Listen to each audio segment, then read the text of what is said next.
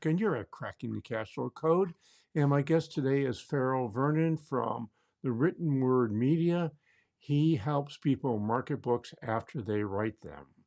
And he tells me he's a media company, so I'll have to figure out what's the difference between a book marketer and a media company that markets books.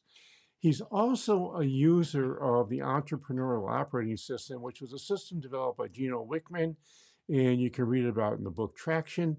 I'm really excited about having Ferol on because I love talking with people who are using EOS in their business, and he'll help us understand what it did to transform it. So let's bring Ferol on. Hey, Ferol, how are you today? I'm doing great. Thanks so much for having me on, Josh. It's a pleasure. My pleasure. So, how did you end up wandering across the Entrepreneurial Operating System? Great question. The entrepreneur operating system, as you mentioned, is a way for running your business. It's based on the book Traction by Gino Wickman. We found it, we're a book marketing company. So we help authors market their books. We've got a membership platform where they can buy market and promotions, and we've got about 1 million readers that we distribute their books to. And that's why we're a media company to your earlier question. And so for us, EOS really helped us organize things. And I think the way we found it is things were kind of breaking. So our company's about 14 people right now. And when we were about 8, we started noticing like we're having trouble making progress, right? We're having a little bit of trouble. And so we started looking around for some of these things. And I was definitely a skeptic when I first read the book Traction. I was like, oh, this is so much process to put in place. But we saw results almost immediately. I mean, literally like day 2 after starting, and we didn't even fully implement the system. We implemented parts of it, but I started seeing results so quickly. I was sold, and we went through the whole implementation process, and now our whole business runs on EOS, and we've grown a ton since we did that implementation. It's interesting. You said you were a skeptic because it was, there was a lot of moving pieces. It's Yep. actually the simplest of the systems that we run across. Well, I don't have a basis for comparison except no system. So what I can say Right. with great certainty is that a system is way better than no system. And EOS is something I'm a big fan of. And so we can talk about whatever you'd like, but I think it's really for a small business, it's just incredibly instrumental in helping you make progress. Yeah, my belief is it's the best way to organize your business if you have less than 100 employees. If you Yeah, get that over, sounds right. Like I don't, go ahead. if you have like more people than that, I could see the system starting to break down. But for a small business, the pieces fit so well. Well, you can use it in a larger business. You just have to do EOS on EOS and EOS by Right. keeping small business units. And if you go larger than that, there are some systems that I like better for running larger companies than EOS. But for the like 95, 97% of the business in the country, they never get to 100. And it's really interesting that you said that you got stuck at 8 people. So talk about that a little bit, if you would, because I actually think people get stuck at 15, but I'm interested in how you got stuck at 8.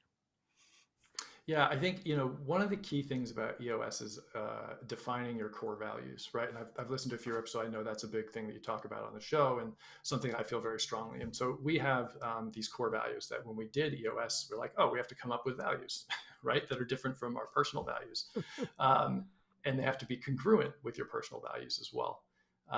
But once we built those values, the biggest thing that we saw was hiring. So we run a media business. So people have to go through a 90-point checklist before 9 a.m., right? So details are very important. The emails that promote people's books go out. Everything's got to be spelled right. Grammar's got to be right. These are authors, writers, the written word, they hold very dear. So we got to get the details are very important. And so what we found is that we kept kind of hiring some people that were really smart, great people, but like the details weren't as important to them as they were to us. And so once we put in that sort of be efficient core value and what that means to people, and then we would interview somebody and we'd match that against a core value and we'd say, oh, this actually isn't the right person, even though they're really smart, they're really great, they're just not the right fit for our values. And so the hiring process and then sort of coaching people along those values has made a huge difference. And whatever your values are, it doesn't really matter for the system. What matters is that you're true to them and that you hire against them. And so we developed a set of interview questions that actually help us get at our core values and bring the right people on board. And once we were able to do that, we saw turnover evaporate. We were able to build the team, get the people that we needed. It was really, really game changing for us. In 1983 or 82, I ran across a book called, it was by Robert Half, called Robert Half on Hiring. And in there, he talked about fit factors. And fit factors essentially are your values. That's And right. one thing he said, which you just mentioned, which is really important for folks listening, just having a value by itself is not very good. You need to have a clarifying statement around it so you and others know what the heck you're talking about. So Right. Yeah. And I'm go ahead, I'm glad you brought Farrell. that up because, for our values, they're short and memorable, right? So it's be efficient, but that Right. can mean a lot of different things. And then we have an explanatory sentence. But if that explanatory sentence was your value, nobody'd ever remember it because it's too long, right? But people remember be efficient, right? Support the author, those little things. I think that's a good point you brought up. Like you've got to explain what it means, and then for us at least, it was hammering them, right? Like over and over again at every meeting, talking about our values. And I think for me, one of the light bulb moments after we implemented it is when I had somebody that worked for us parrot it back to me, right? Where they're like, well, I don't know if this is actually supporting the author. Authors are our customers. So, swap that for support the customer, whoever you're serving. And I was like, oh, wow, like this is helping people even when I'm not around to coach them. And so that was one of those light bulb moments where I was like, we're really onto something by implementing EOS. So, Farrell, you just brought up a really important point. I have helped well over 100 companies develop values and clarifying statements. I will say that less than 10% have ever really used them well. And the reason that's happened is they just don't talk about them every day. If you're not talking, and they start off talking about them, they'll do it for a week or two, and they'll say, well, that didn't work, so I'm going to stop. To actually implement core values in your company will take you at least 6 months, if not That's longer, hard. of you talking about it every day. And you just have to have faith. It's going to happen. Yeah, and I think that's it is faith because it doesn't happen on day one, right? It took a few weeks before somebody like said it back to me. I was like, oh wow, this is amazing. One of the other big parts about EOS is quarterly conversations, and so if you're familiar with the annual review, which is in my opinion one of the things that's the most broken for a lot of companies, it's it just doesn't work. Only giving people feedback once a year, but we do it 4 times a year, every quarter. And when you do a quarterly review in EOS, you actually rate the person on the core values. We've got 6. So each 6 of the core values you talk about in that quarterly review. So even if you're not talking about it every day, at a minimum, you've got a 2-hour conversation with somebody about core values once a quarter. And that's really, really valuable. I think, people need feedback, and that feedback's got to be linked to your values. And that helps keep all the trains running on time. And it gives people also a framework to move forward. One thing I used to own a food service and vending company. We fed people in factories. And we used to have quarterly appreciation meetings where we'd recognize people that had a work anniversary during that quarter. And I would have to find something about them that they did during the last period year that supported our core values. And that did two things. One, they got public recognition, which blue collar workers almost have never gotten in their entire life. But even more importantly for me, and I never talked about this in public when I had my food service company, was if I couldn't come up with a really good story about how they supported our core values, it probably would remind me that maybe they shouldn't be in the company in the first place. So I would talk to their manager and say, we need to either get this person on board or we need to find someone else to fill that slot. And so Yeah. there's so many uses for core values that people just don't really think about until you use them for several years. So Yeah. And go when ahead. go ahead, Farrell. Well, I was going to say, one of the things that we do, and I think a lot of times people are scared because when you put the core values down on paper and then you sort of coach somebody against those core values, like, to your point, like what happens if they're not meeting them? Like what do you do, right? And that can be a scary moment, especially as a business owner with sort of a small staff. And what we've developed at Written Word Media is what we call the Next Chapter program. So it's branded because we're in the book business. But what the Next Chapter program is where when somebody's ready to move on or when they don't meet the core values, we talk about it very openly to the whole company. And so what that does is instead of people sort of lurking and searching for a job and then giving you 2 weeks, we say, hey, how much time do you need? We open our Rolodex to them. We help them find something. And that has been transformative for us in terms of turnover because nobody ever feels stuck, right? And that's something that kind of can breed discontent at a company when somebody feels stuck in their job. They never feel stuck because they know they can come to me as an owner and say like, hey, there's something about this job's not working. I don't feel like I'm living up to this core value. And that's not a stressful conversation, right? And then we find people jobs in other places that are sometimes better than the jobs that we have here. And it's not that it's the wrong job, but this other one's a better fit for that person. And it gives us a long runway to hire and place that job. They're very grateful that we helped them find a new one.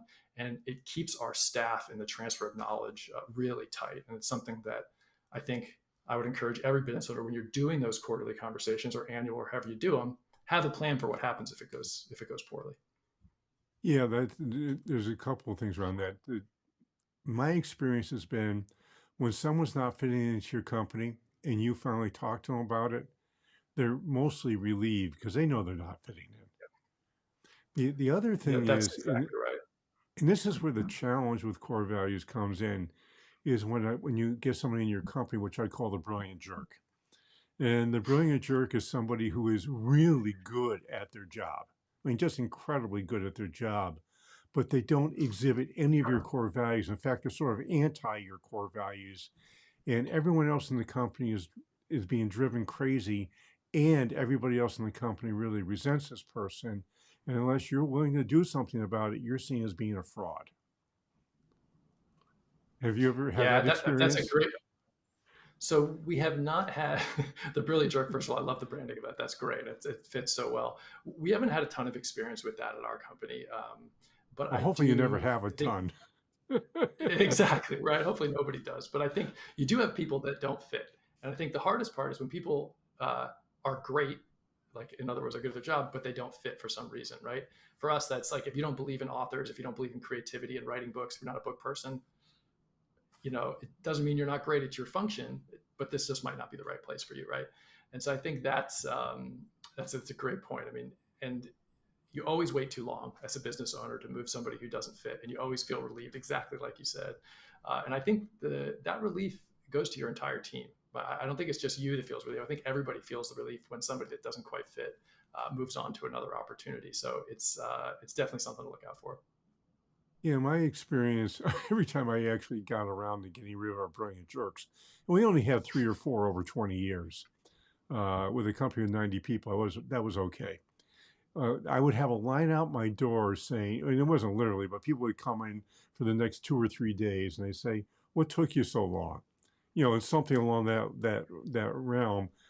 And I would always say to them with my wise guy comment, "Gee, I thought there was a thing below your nose called a mouth."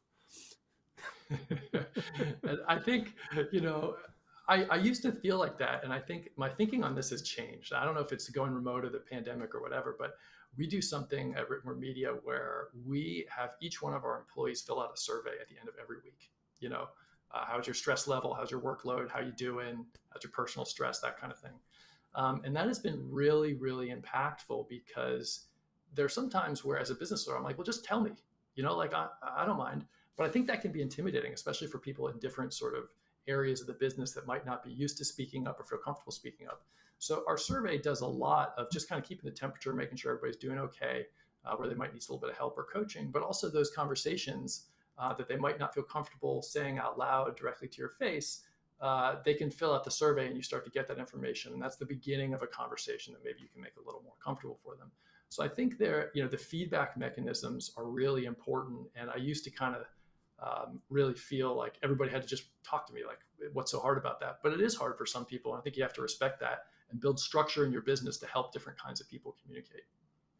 Yeah, that's a really, really good point. There's a methodology that we like to implement with construction companies called Scrum.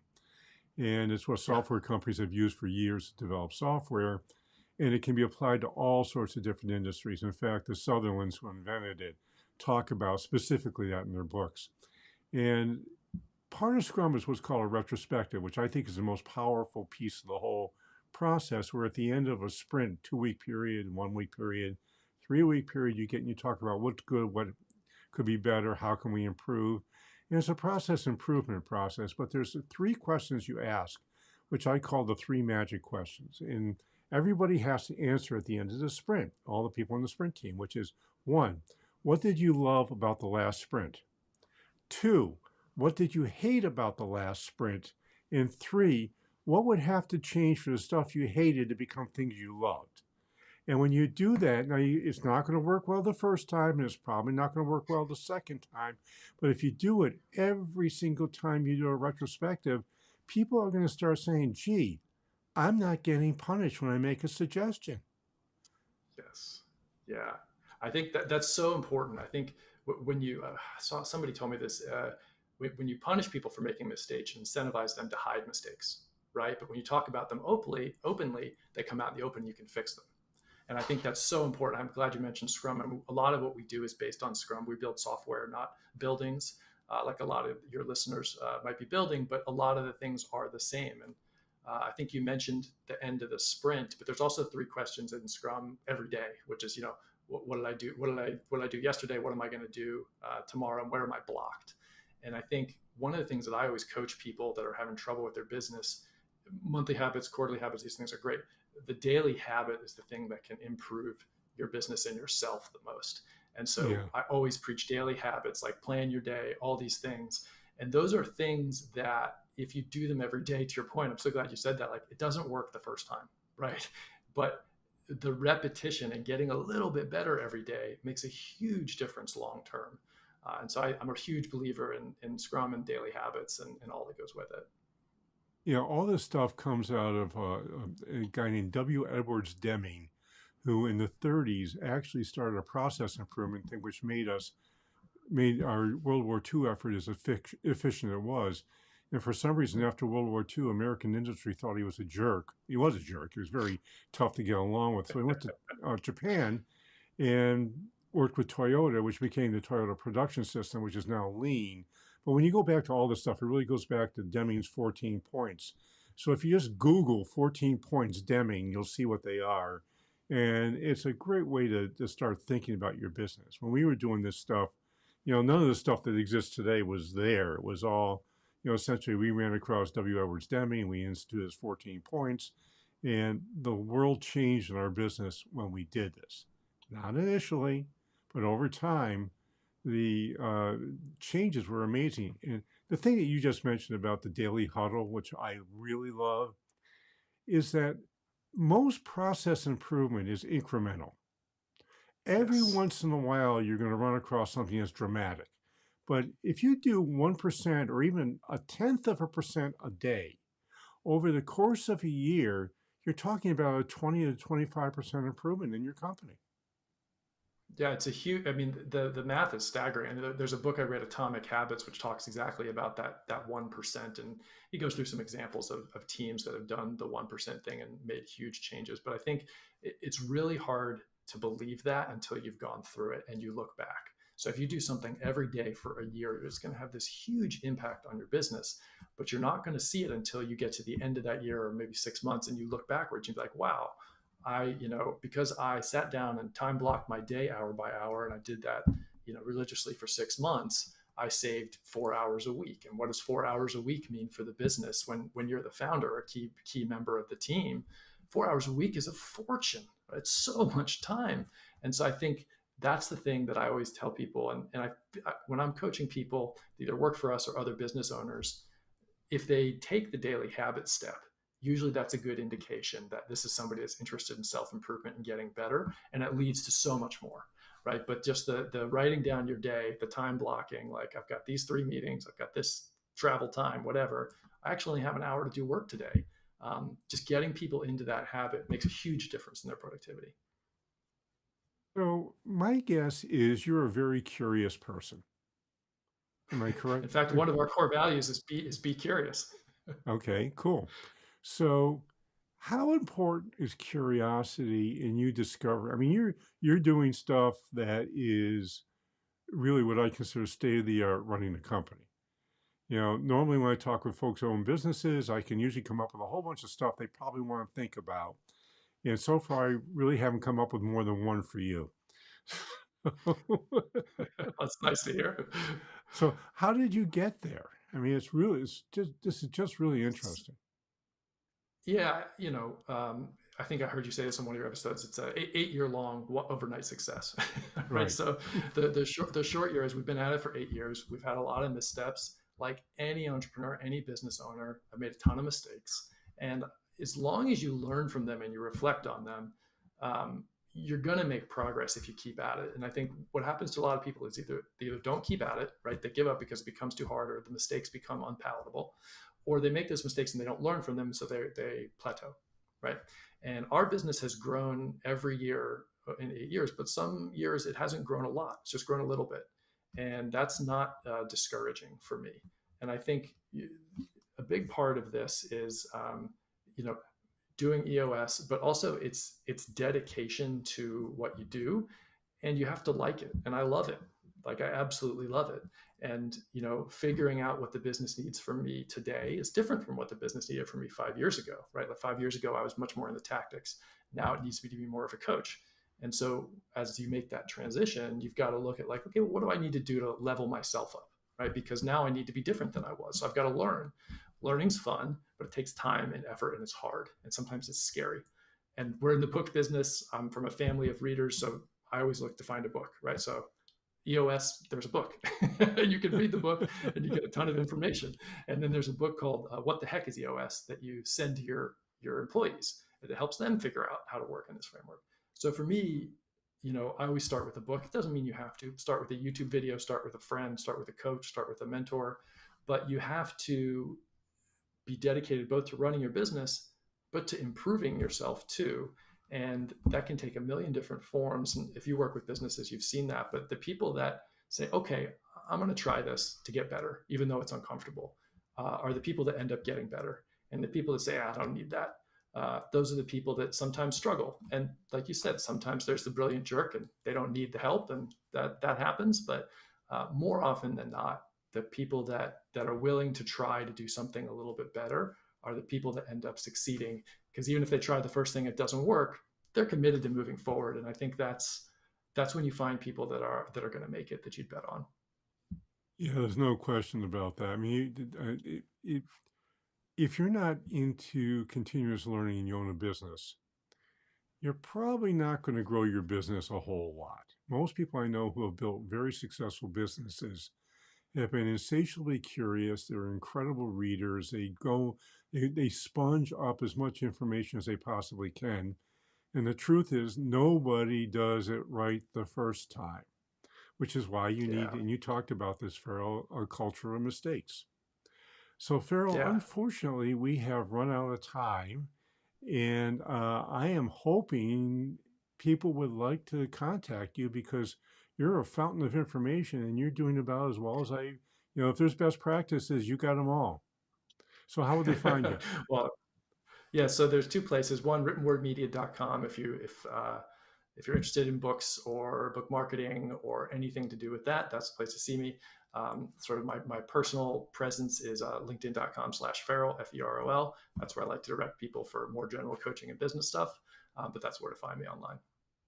Oh, and I'd like you to do two things. You've heard me say the first one. I think this is 371 times now. I would like you to go to wherever you're listening to this podcast and please give us an honest rating and review. And while you're there, you might as well subscribe because every morning at 6 o'clock, every Monday at 6 o'clock, we have a new podcast episode we drop. We've been doing it for 7 years, and I don't see us stopping anytime soon. And the second thing is I've been writing I've been writing newsletters for 40 years, but I've been writing a weekly newsletter for about 17 years. And every Tuesday morning at 9 o'clock East Coast time, we drop that. And it's sort of my musings about what is it going to take for you to create an economically and personally sustainable business. To get it's really easy. You go to www.sustainablebusiness.co/newsletter. That's www.sustainablebusiness.co /newsletter, and you'll be on the list. And this is Josh Patrick with Ferol Vernon. You're at Cracking the Cash Flow Code. Thanks a lot for stopping by. I hope to see you back here really soon.